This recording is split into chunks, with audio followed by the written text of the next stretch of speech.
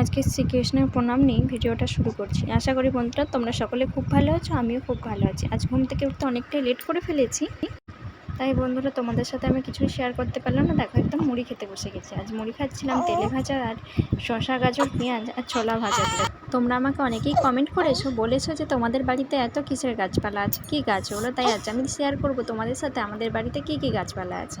দেখো প্রথমেই দেখায় আম গাছগুলো। এই বছর অন্য বছরের তুলনায় আম কমই ধরেছে।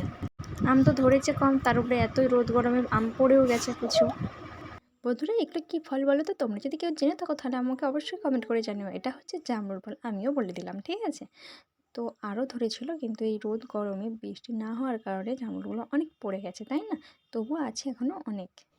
দেখো আমি পুরোটাই তোমাদেরকে দেখে দিচ্ছি কত ধরেছে। দেখছো বন্ধুরা, এই ডালটাই দেখো একদম গোনা যাবে যে এত হয়েছে। পাতা দেখা যাচ্ছে না, কিন্তু জামরুল দেখা যাচ্ছে।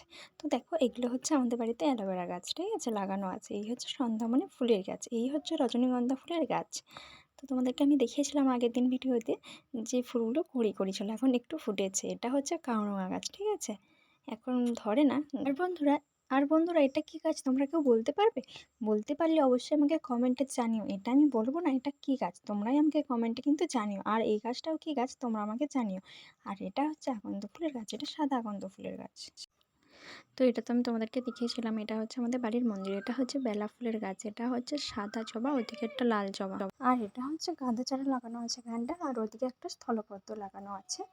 আচ্ছা ওইদিকে দেখো সাদা ফুলটা ফুটেছে না, অনেকগুলোই বেশ ফুটেছে। দেখো কাছ থেকে দেখে দেখো কি সুন্দরভাবে ফুটেছে, দেখতেও খুব ভালো লাগছে।